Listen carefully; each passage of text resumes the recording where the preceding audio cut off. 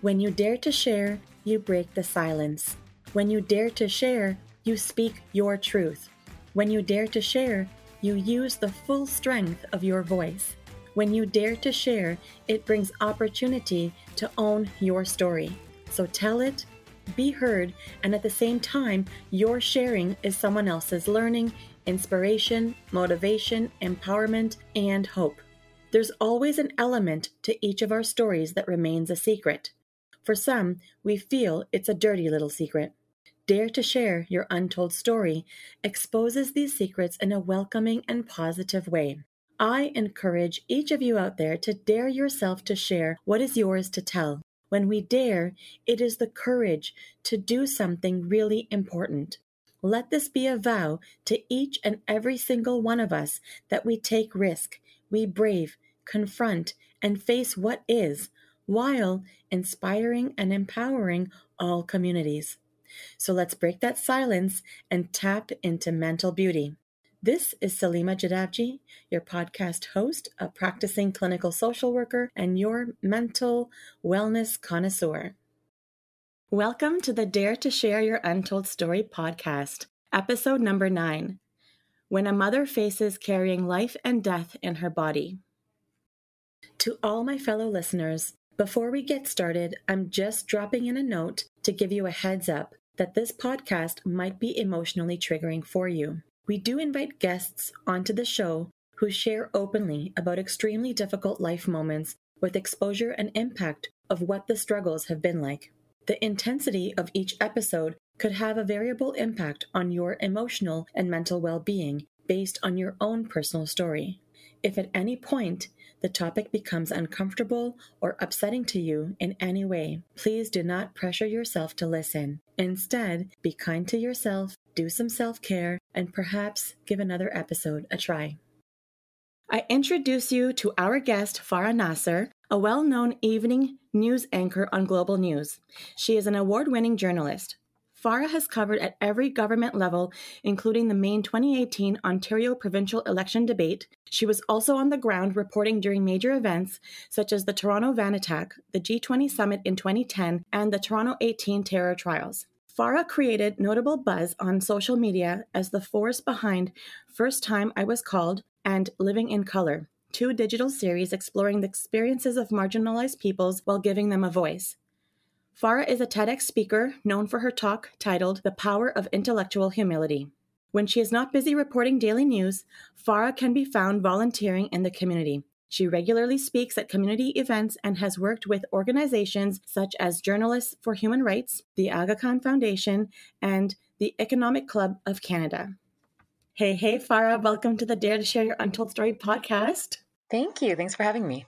I've got to say, I still can't believe you're here, ready to dive into this conversation with me. I am super pumped to have you on today's show. And I'm especially thankful for your willingness to openly share and for your support in taking the stance with me to help break barriers of mental stigma. Yeah, absolutely. I mean, it's an important thing, and I think the world is changing in many ways. And we talk about building better after COVID, and I think that this is one way, because we're seeing such a struggle when it comes to mental health, especially right now. And the great thing is people are willing to talk about it, which I think will help others in the future.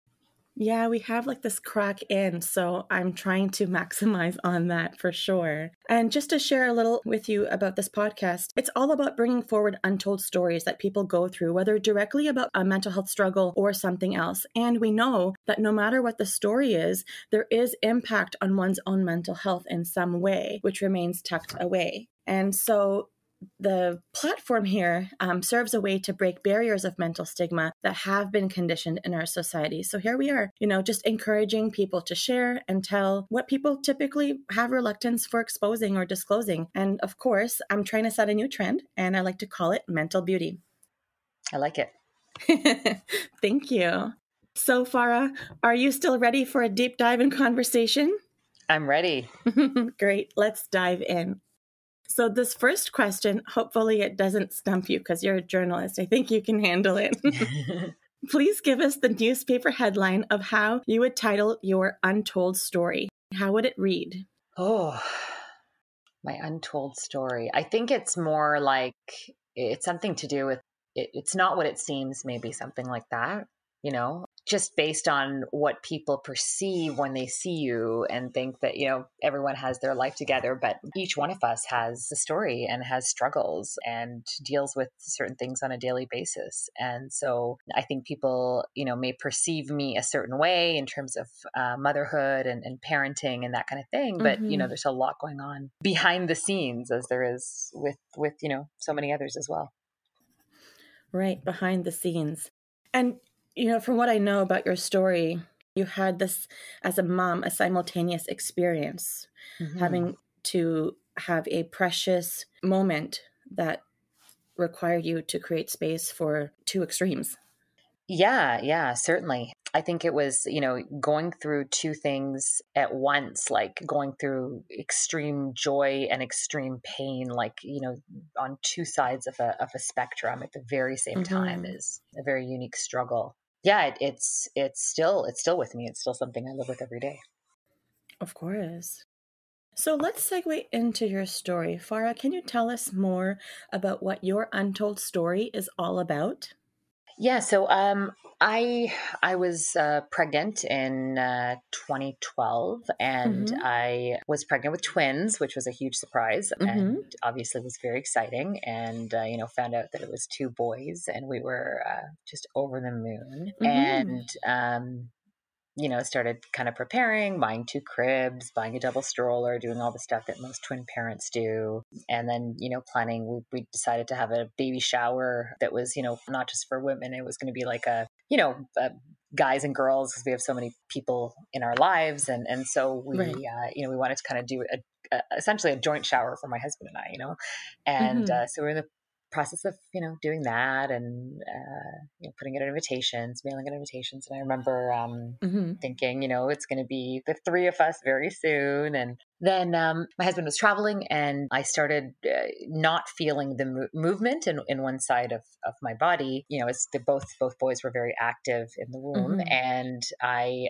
basically thought, could something be wrong? And any twin parent will tell you that they've had that feeling at one point, like, are they both moving? Because it's very hard to tell, but you start getting really used to your body, and you start kind of feeling certain things. And there was a part of my body, the upper part, that didn't kind of move, that I didn't feel a lot of movement. So my husband was traveling. I had my girlfriend sleep over. We do this thing called Secret Things, where we get each other's gifts over the holidays, or favorite things, sorry, and then we give them to each other. So they were all staying over. And we had, girls' night. And I remember telling my cousin, who is a physician, and I said, Shane, I don't feel it. Like, there's something up. And she's like, Farah, you're so paranoid. Like, it's fine. You're fine. You're always worried about everything. And I am that kind of person who is always worried. But up until that, you didn't have any complications, right? Like, no, up until that point in your pregnancy, there was no other anything to expect something different. No, in fact, I was, working on the morning show on CP24. Like, I was, waking up at like 3 a.m. I was so active after work. I was like working out. Like, I was really, for a twin pregnancy, I thought I was handling things really, really well. A lot of people are in a high risk category when they have a twin pregnancy. And the doctor, was actually like, I don't even just need to see you that much. You're doing great. You're going to carry to term, no problems, So again, didn't have any indication that anything could go wrong. And and then so when I told my cousin that something could, that I was feeling something, that I was worried, and she said, you worry on a good day, like even before pregnancy, like just even about generally in life. I'm just one of these people who just, worries about everybody, worries about my family, just as, always kind of concerned and has to stop herself from going to the worst case scenario. So I just thought, okay, it's not a big deal. She said, look, when Reza comes back, my husband, she said, you guys go to the hospital. It's going to be fine. You don't need to go today. I said, yeah, you're right. So he came home, and even that, he came home on a Friday, I think. And he's like, let's go Saturday or Sunday. He's like, you've been to this hospital so many times. We've gotten checkups and stuff. It's always busy. Let's find a time that's not so busy. Anyway, we went, and again, totally thinking I was making something up in my head that wasn't true, and they couldn't find a heartbeat in the regular room where they put this band thing on you, and they could find it on one area, but they couldn't find the second twin. So they took me to do an ultrasound. And that's when the nurse told me that, the words that'll kind of echo with me, right? Like I can't, there's no heartbeat. And it was the biggest shock. It was so devastating. Like the nurse looks like she's going to cry. My husband and I are just, hadn't seen him cry in our entire Right. relationship until that day. And I just lost it. And I couldn't, I was kind of inconsolable. Like it was the worst moment of my entire life to this date. It was the absolute worst moment I had ever gone through. So it was really difficult. And I quickly said, okay, well, let's just deliver the other one. I need to get these kids out of my body. Like I can't manage this. And the doctor said, no, there's no way you can't take your son out. Like it'll risk his life. Right. So I was like, what do you mean? You mean I have to carry both of these babies? And he said, yeah, until you deliver, you got to carry both of them. And it just seemed so cruel, like just to, have to go through that. But we did. Yeah. We went through it. And so when the nurse gave you that news, conveyed that message to you, what did you feel in your body? It was just like I couldn't breathe. Like I just felt like I just was like, I was struggling to catch my breath. Like it was just this, and then it was this kind of convulsing crying. And it's just, you're so connected. Like it's hard to explain because people think, you have another baby. Like you're so connected to these two individual beings, right? Yeah. One doesn't make up for the other. They're both special gifts, right? Totally. But it's like, it's not even like you're connected to them as a sum. Like you're just like, okay, I'm pregnant. You're like, I'm pregnant with this kid and I'm pregnant with this kid. It's almost like two separate pregnancies at the same time almost. At the same time. Right. Yeah. Right. So it's like, he's gone, like one of them is gone, but I still have to have the other. Like how I just was like, I have no idea how I'm going to do this. Like I just wanted the baby out. Like I was just like, I can't carry a baby who's passed away. Like I need to get him out. And obviously I couldn't. I can't imagine, what I can't even try to fathom like what that was like. This struggle, what you went through. It's such a difficult chapter of having to move through. I'm still trying to wrap my head around how you did that and how you managed to do that. Now, when you were given all of this news and, obviously you were in shock. So you were having these reactions. You couldn't breathe, struggling to catch your breath, devastated, inconsolable. What happened next? I mean, I know that you got all this information, like, no, you've got to carry to full term. What do you recall experiencing afterwards? Like just having to process and digest all of that? I just was hoping it was a mistake. I think I still was like holding on, like maybe there's a chance.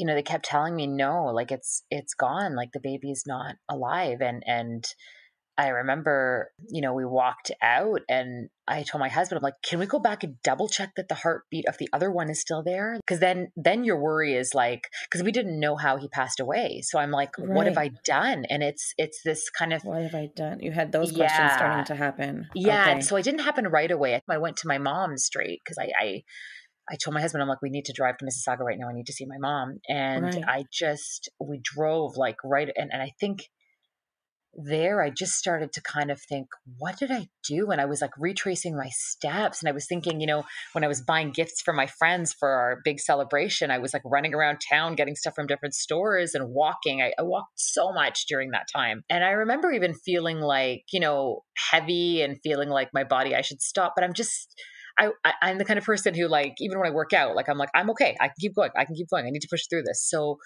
I just was like, it's fine. I'm fine.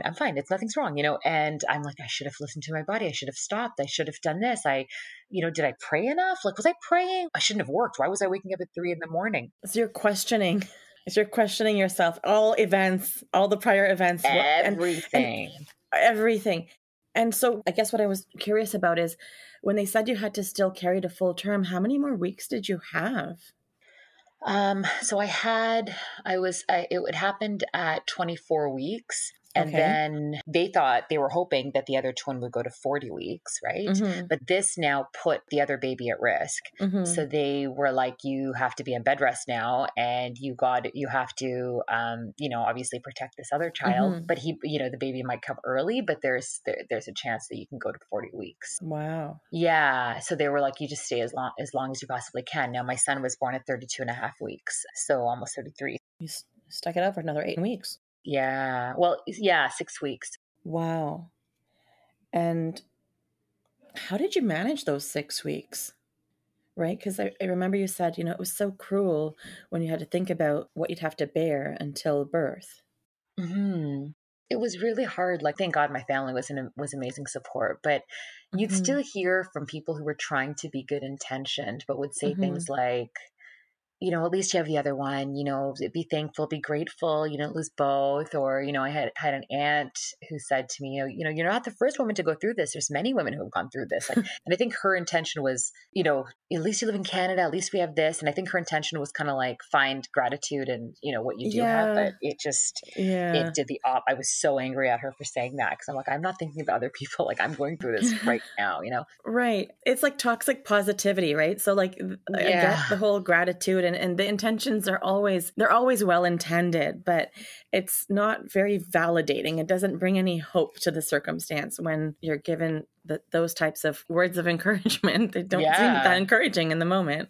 Yeah, certainly. And I kind of cocooned almost, and I found that in my life when I've gone through Mm, difficult times. I just kind of cocoon, like, and my mm-hmm, husband and I just kind of, I just wanted to stay with him and my mom and like see my mom and dad, and that was it, my brother. But I mm-hmm. just couldn't, like, I couldn't manage seeing, and friends kept wanting to see me and come by, and I just couldn't manage to be around people. So I don't really remember Mm-hmm. much of it. I think I blocked a lot of the pain out. Mm-hmm. I do remember making Mm-hmm. some weird jokes and using humor, and like even my husband looking at me like, why would you say something like that? But I think it was just this, like, it was just maybe this coping mechanism. It's how you manage the anxiety. Yeah, maybe it was really weird. And Yeah. then I remember there was one point where he just was like, we need to get out of here. And we went to Niagara on the Lake and we stayed Mm-hmm. for the weekend. And he just tried to kind of change the atmosphere, but it was just, like, I wasn't sleeping at all. I was just thinking about this nonstop. Right. So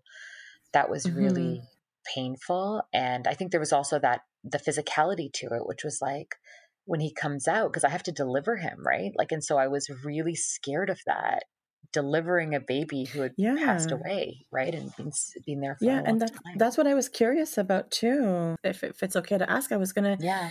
My curiosity was about when your water broke and when you're in Hmm. labor, like Hmm. first of all, like did you notice anything different about your mindset? And then how did you like mentally prepare yourself for the moment beforehand, knowing that this delivery would be unlike any other?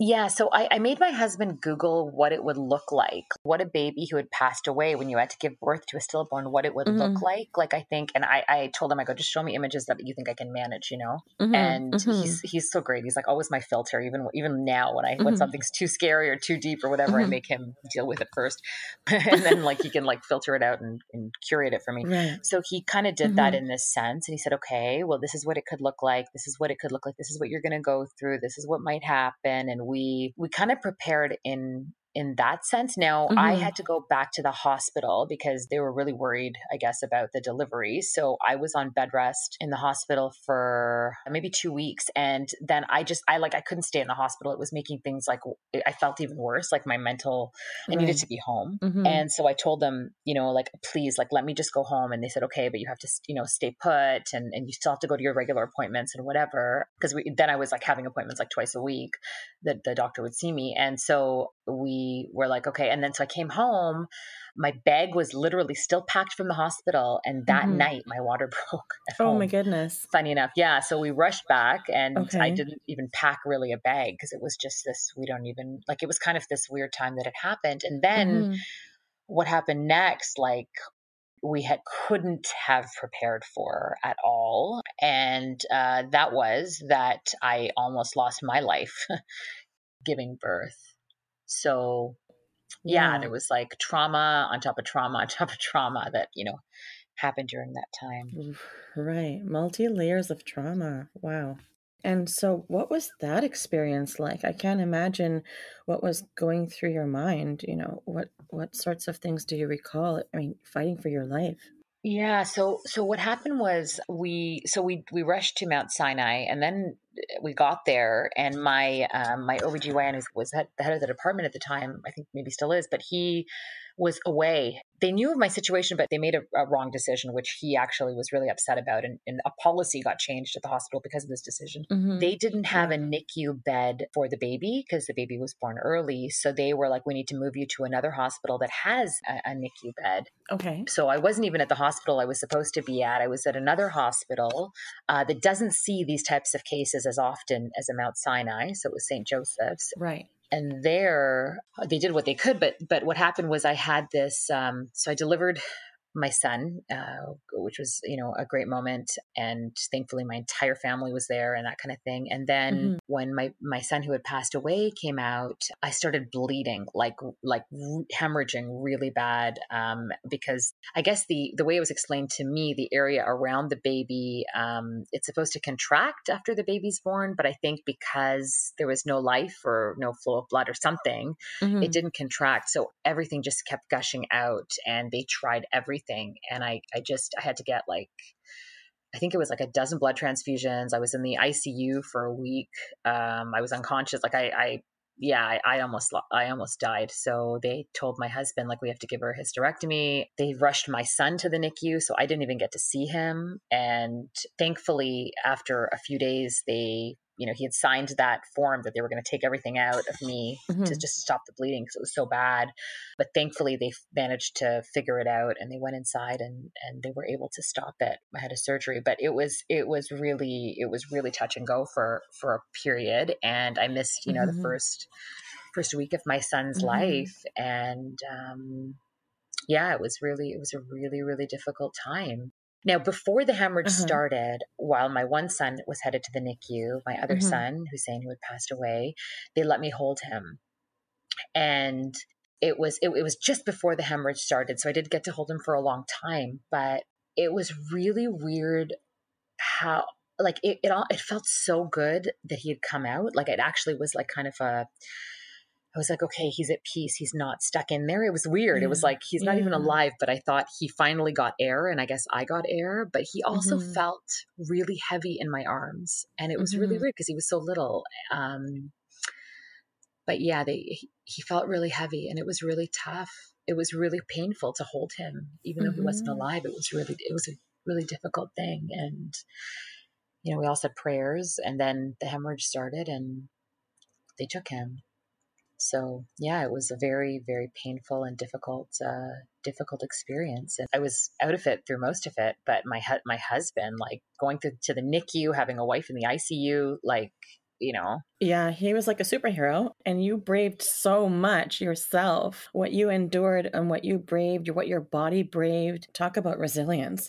how you managed, right? I'm a little speechless just hearing your entire story. It's quite touching and it's such a brave story. Yeah. Thank you. You're welcome. Farah, in the therapy room, I often find individuals when I see them, they're in one of three places in their life when they come see me. So either they're getting started on whatever part of the journey that they're ready to, tackle. Sometimes people are in the middle of it, and some are looking back at their journey and then trying to find ways to move forward or enter the next chapter in their life.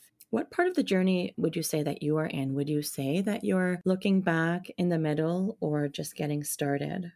I think after I had my daughter, I think it became a lot more manageable. The pain was so intense for years, years. I would just cry for no reason. I couldn't even talk about it.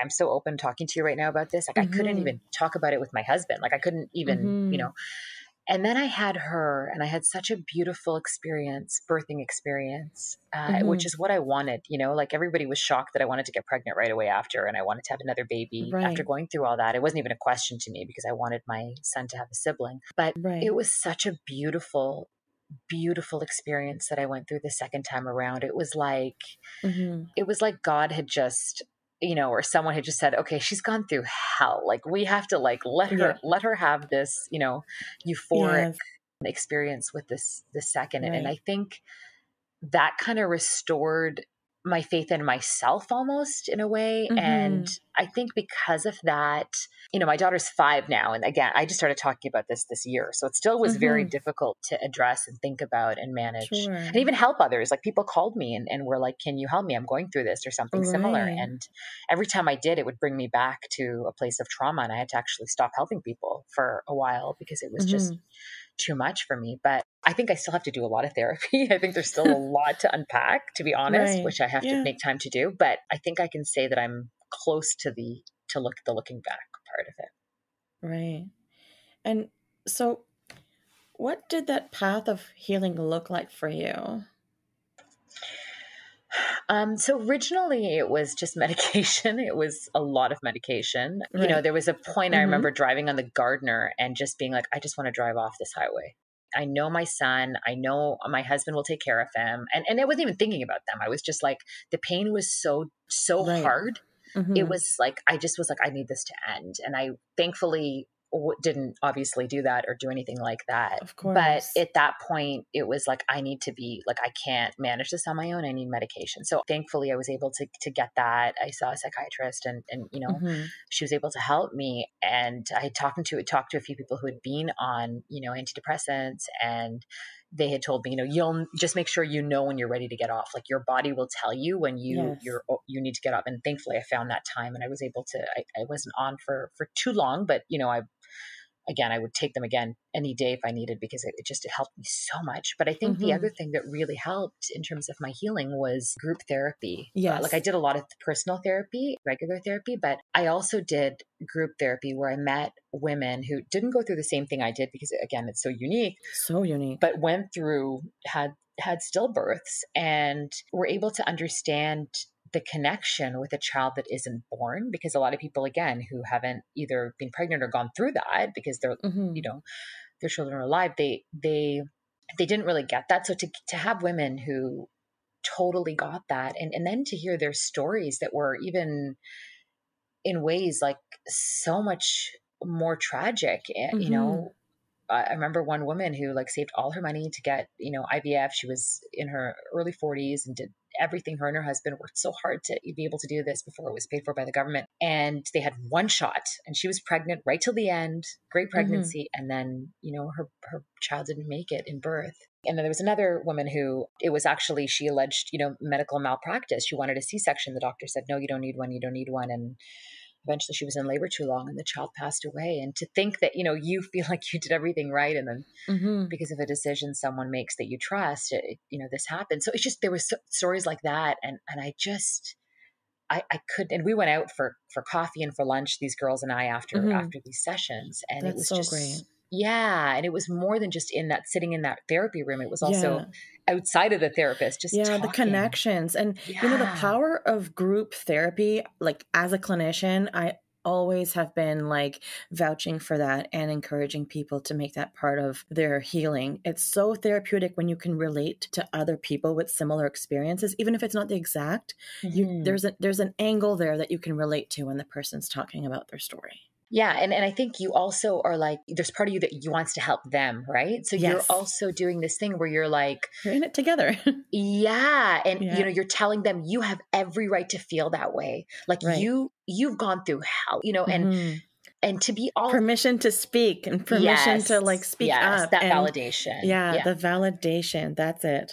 And they give it to you. And I almost felt guilty about being in that group because I was the only one who had a child, right? There was, a woman who lost, and she's reached out to me over Facebook because she remembers, she lost three kids. So she'd gone through this time and time again. And so I was the only one with a little baby in that group. And I felt so guilty even talking about my child because these women didn't have, but they never made me feel like that. They never were you don't belong here, or, they were your story is worthy. All of our stories matter. And it just kind of gave me this because again, a lot of people thought, well, you have one, so, and they didn't see it like that. They got it, and I was so thankful for that.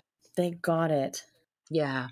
I can only imagine that this experience opened you up in a completely different level of understanding, not just what it means to have stillbirth, pregnancy, but also the whole realm of mental health and how it impacts you in that way.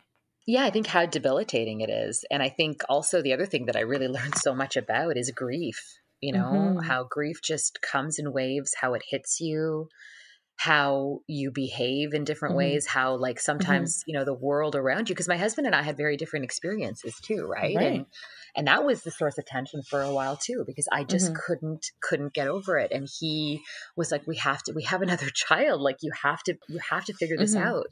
Mm-hmm. And that was really difficult for a point, and then also having in our culture, having family Mm-hmm. members, not my mom, because she was so supportive through all this, but having family members who didn't fully get it and were like, okay, you have another baby, get over it, and it was just so difficult. And That's difficult to process when someone says that to you. yeah. And, it also made me realize, you also realize the people in your life. Like my brother was studying at Harvard and he took time off and he flew to Toronto and he was with me for like a month while my son was in the NICU.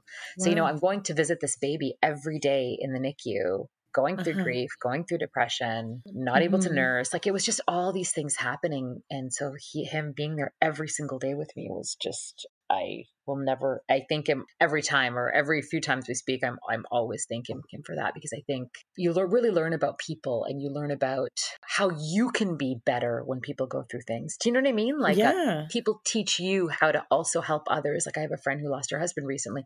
Like I don't think I would be able to be there for her in the same way if I hadn't gone through it myself, in terms of grief. Yeah, no, I agree with that completely, only because of my own life's journey that I've had several curveballs that have come my way. And I feel like I can relate to people better. I can understand and empathize with where they're at. And I can angle things differently because I've seen it, or I've been through it, or I can get a little kernel of it. And then there's a part of me that knows that because I went through something, or because I went through that part of that chapter in my life and I got through, that means someone else can also get through. It's like this inner knowing. So it really doesn't put me in a place of fear or worry or angst or like, well, how am I going to help this person? So I never really focus on the outcome so much because I just know it happens. So I just really try my best to stay present with people and all in with the process. And so when you say like you learn about people and it helps you learn to be better to help others, that's true for me too. Interesting. Yeah. So, Farah, what would you say that you're grateful for since encountering this journey? These two different birthing outcomes. What are you grateful for? Yeah, one thing I'm grateful for, I think, is the kind of appreciation I have for my children and my family. And I think Mm-hmm. we all, as mothers, that our kids are in many ways like such a big part of our lives, and Mm-hmm. really intrinsic to every part of our being as we walk through this earth, right? Like that Mm-hmm. we just carry them at every single second, even when they're at school, we think about them, that kind of thing. I think it just gave me a greater appreciation of myself, of my body, of what my body can do, and of my son. I there was a therapist that said to me, your relationship with your son is going to be flawed. Like it's a troubled relationship from the start because of how you guys started your lives together, with this loss. And Mm-hmm. I think it's interesting because I feel like it's become more of a connection. Like we're the only two that knew him, and Right. my son, and I never wanted it to be something that surprised my son that he had a twin. And so I've Mm-hmm. been very open with him about it from the very beginning. There's never a time in his life that he didn't know about it. And same with my daughter now, who also kind of wants in on the action, but he feels like he has somebody there for him, in a Right. different way. And that's how I've essentially taught him, like, you're really Yes. lucky. Not everybody has someone like that. So I think Mm-hmm. in that sense, I am grateful. And I really do believe that my son Hussein, who passed away, I really do believe he's looking out for us. Like I don't know, I can't explain it. Like and I know people who are not religious will like roll their eyes or whatever, but whether it's true or not, I as a mom, I can feel it. I can feel it when I'm going through a difficult time, when Mm-hmm. my kids are going through a difficult time. I know he's there and I know he's guiding us. And I picture him with my grandma, who I was really close to passing away, and her taking care of Mm-hmm. him. And that thought just gives me such peace and happiness, as does going to visit at the cemetery where he's buried. It just gives me such peace being there because I feel really lucky to have him. The way you describe it, it sounds so soothing, to like that feeling you describe. And then, the visual of, my grandma and him, they're probably hanging out, chilling together, and she's taking care Yeah. of him like that. What a reassuring and soothing feeling. Yeah. And again, like I love talking to him. Like I still talk to him all the Of time, and I course. encourage my son to too. And That's it great. really, yeah, it helps me. And maybe the therapist bringing the comment of, your relationship with your son could be flawed, perhaps because she brought that to your awareness. You made it your mission to make sure that that didn't happen. Maybe. Yeah. Yeah. That's probably true. If it's okay to ask, Farah, how do you honor your son and keep his memory alive? Are there rituals or tribute of some kind? I know you mentioned you still go to the cemetery and you talk with him. Anything else? Yeah, I mean, that's the one thing that I do personally. Like my Mm-hmm. husband comes with me some years he does, and I do it every year on the anniversary of his death, Mm-hmm. or the day I found out, which was January 15th. Mm-hmm. So I go, I go all the time, and it's interesting because it's every year there's a different feeling. Like some days sometimes I drive there and I'm bawling, and then some it just brings me closer. But the closer and closer I get to his tombstone or where he's buried, like Mm-hmm. I just feel this like thing that's like pulling me to him. And when I leave, Mm-hmm. I feel like I've left him, and it's like, I don't know. It's a strange feeling. And it's such peace when I'm there. Like it's the most peace Mm-hmm. I feel ever, So that's something Yeah. that I really do. And I really enjoy, and I'm thankful that I have that. And I think just talking about him, like my kids really believe that they have another brother. Like they really, Mm-hmm. when they draw pictures at the first day of school, like I am looking at a picture right now of like, my son drawing, our family. And then in the air, there's an angel, and, Mm-hmm. he put H beside the angel, which is his brother. So I think we honor him as a Mm-hmm. family we talk about him almost every day. We think Mm-hmm. about him, and it's always in a really nice way. And they haven't come to the fact yet that's like, I wish he was alive. I wish he was with us, which I often fantasize about. Like I always think, oh, would be his bedroom. This would be where he'd go to school. This is the kind of car we'd have because we need another car seat. And, it's almost a Right. fantasy I have that isn't true and is never going to come true. But yeah, they're not at that point. They're at the point where it's like, we're just really lucky to have him, and he's part of our family. He's just in a different realm, Yeah. so to speak. That's a really cool way that the kids, like, how your son, how he's able to sort of conceptualize it. It just seems so, again, very soothing, very calming that he has this ability to have this connection, and the way that it's honored. It seems so special, so unique and special. Mm-hmm. Yeah. And I'm sure there were lessons and learnings along the path. You've talked about how much you've learned and what you've learned about yourself and what you're grateful for. But during that time, you mentioned when you first got the news, there was the shock and the devastation. And then there's obviously different things that you experienced when you were on your way after your water broke, and also after fighting for your life. What sort of emotions did you experience? Yeah, I think it was anger. Like, I think the hardest one was anger, and Mm-hmm. guilt.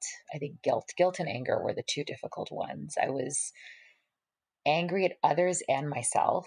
I was angry at others for what they were saying or how they moved on with life, or, Mm-hmm. how it's funny when you're going through grief, you're just like, your life is so shaken. And then Mm-hmm. you look at other people. For me, it was my colleagues on TV, like where they're like, it's a morning show. Of course they're going to Right. laugh and make jokes, and like, but I'm like, Right. why are you laughing? Like, it was this weird Right. thing where I was like mad at everyone that their lives were okay, and they didn't understand, and I myself was cocooning. So it's not like anybody Mm-hmm. could, I wasn't even reaching out to anybody, but Right. it was, in as much as they tried to reach out, I wasn't even calling people back. But that was the anger. Mm-hmm. And then I think the guilt was a real part, and it's still a part of me now. Like I still think Mm-hmm. about it all the time. I replay my steps. And I think that's the part in therapy I should probably deal with, because I still feel like, Mm-hmm. what did I do? What did I do wrong in that time? Or was it something I did in Mm-hmm. my life that like this is Mm-hmm. karma for? Or like there's so many emotions that Mm-hmm.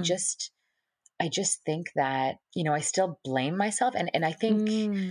I know that like logically what happened, we found out that it was his umbilical cord that was tied around his neck. And it was this fluke thing that happens because usually when it happens to kids, they're able to kind of wiggle out, Yeah. and it rectifies, or they're born with it, but it's loose enough that it doesn't, harm them. But it happened Mm-hmm. twice to him. And then I thought, was he moving? Because I was because I was walking too fast? Was I, doing Right. too much exercise? Like, is that why he was moving? Was he uncomfortable? Did he not have enough space? What was going on that made him move like that and Right. not able to kind of rectify the situation? And I think that bothers me. Like that thought bothers me. Like, what could I have done? Right. So still having that intense thought still produces a lot of different heavy emotions. Yeah, I literally think of that at least, once a week, twice, sometimes three times. Often in the shower, I think about it. I'm just always Mm-hmm. like, what could I have done? What did I do? Mm-hmm. How did and my mom says, it's guilt is a wasted emotion. Like it's Yeah. not something you can She's do smart. anything about. Yeah. Yeah. Yeah. And it is in a way, but I guess I'll never have answers. And I wish I did. I wish I at least. Yeah. It's the answers that you're looking for that, we don't always get to know. Yeah. And in this case, I'll never know. Yeah. Yeah, and you've come so far, like with everything that you've described in our conversation today, even though you're recognizing like, oh, maybe I need to take this back to therapy or there's this piece I still need to work on. But just recognize and applaud yourself for how far you've come with that journey, with this journey. It's not a small journey and it had multi-layers. And as you said, trauma after trauma after trauma, and processing and working through this kind of guilt is not one you can do so quickly or just with the snap of your fingers, right? Yeah. So, Farah, what's your key message to the listeners of the show? What do you think is important for them to know? I think it's just be brave. And, if you have something, if you're dealing with something, it's Mm-hmm. okay to like talk about it. It doesn't make you any less. Like it doesn't make you weak or wrong or anything like that. Like Mm-hmm. we all have a struggle. Like each one of us have a struggle that we're going through. We're Mm-hmm. all fighting a battle, like all of us. Mm-hmm. And I really think we've come to a place in society where it's okay to talk about, to get help Mm-hmm. for, to talk to your Mm-hmm. employer about. Like Mm-hmm. we're lucky. We're lucky we're in a time where Mm-hmm. it's okay to discuss this. So that's one thing that I would say to people who are Mm-hmm. going through their own battle or their own struggle. Like, don't Yeah. be afraid to get help. Permission. Yes. Yeah, Give give yourself yourself. permission to talk about it. Totally, Mm-hmm. totally. And then conversely, for people who are looking at someone and in their lives right now and are maybe pissed at them or they're annoyed by someone, again, we are all going through our own battle and you know nothing about what the Mm-hmm. other person is going through. So be kind, show Mm-hmm. compassion. Really think about that you don't know. You're not an expert in their life, and Mm-hmm. you're an expert in your own life. Everyone's an expert in their own life, but you Mm-hmm. really don't know. So cut people slack. And that's during Mm-hmm. this pandemic and during this time, but Mm-hmm. that's all the time. Be Right. kind. You never know what the other person's going through. You never know what path they're walking. Mm-hmm. Totally. So, Farah, I'm curious about what is your game changer inspiration that's close to you that perhaps reflects your untold story? Is there like an inspirational quote or book or something that speaks to you? Well, the one thing that it's kind of something you alluded to when you said, you can get out the other side of this. Like you've seen the other side of this when you've gone through Mm-hmm. your own curveballs in life. And that was something Mm-hmm. that, if I was to get a tattoo, it would be this, that, this too shall pass. This too shall pass. It is something that I say to myself all the time when I'm going through a difficult time. Mm-hmm. And I remember nursing my son and in the middle of the night and bawling, out of grief. And I just thought I should tattoo this on my hand because I just have to keep reminding myself this too shall pass. Like we're not going to go through this forever. Everything Mm-hmm. changes. Things will change. You'll Yeah. grow. Time It's not helps so permanent. much. Yeah. No, nothing is permanent. And Mm-hmm. so to me, even with work, when I'm going through stuff and having a difficult time with a story or feel really connected to a story that I can't get out of my head or whatever, I have to keep telling myself that. And it really helps me. Mm-hmm. Great. I mean, it sounds like this has been your mantra that helps you get through. So as long as it works, that's the best. And I think that this could be a quote that other people, after listening to this episode, may also incorporate into their regular routine, which I think would be awesome. Farah, is there an organization that has been impactful to you on your journey that perhaps you'd like to give a shout out to, or one that you're aware of now that maybe you didn't know about then that feel would be a good to give a shout out to? Yeah, like I just I think the one thing that the people that helped me were in the NICU and the neonatal ICU, and not just at, St. Joseph's where I was, but like Sinai. Like these nurses and doctors, man, they they help the littlest, in the most Mm-hmm. difficult time, but they also help parents. Like it's just crazy what parents, what you go through at that time when you're in it. So Mm-hmm. I think that's one. And then just any group that deals with maternal loss. Like I haven't really done any work with any charities or anything like that in terms of Mm-hmm. Mm-hmm. this. Like I said, I just started kind of talking about Mm-hmm. my story, but um, Right. yeah, and in terms of like, not an organization, but maybe it's just a day of honoring people and going easy Yeah. on people that, have gone through this. Like the comments Chrissy Teigen got, this earlier, was it this year, last year, Mm-hmm. when she went through the loss of her child. Like it was just like Mm-hmm.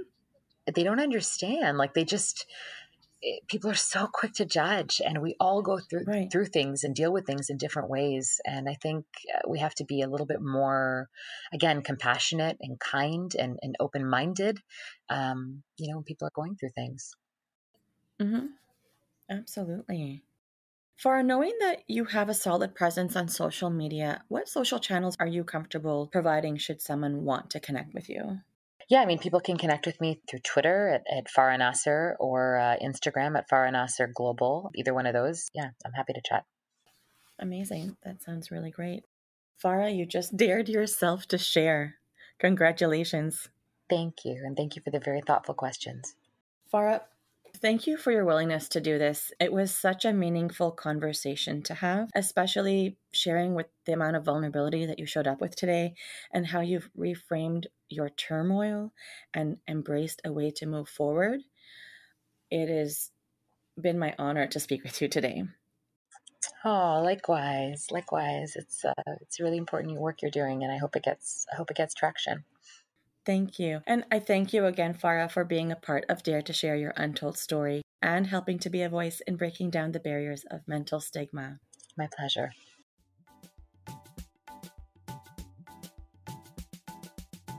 To all of our listeners, if you like what you've been hearing on this podcast and you want to be part of breaking down barriers of mental stigma, I invite you to go wherever you are listening to the episode and hit subscribe. Leave us a comment or a review of the episode and maybe how you relate to it.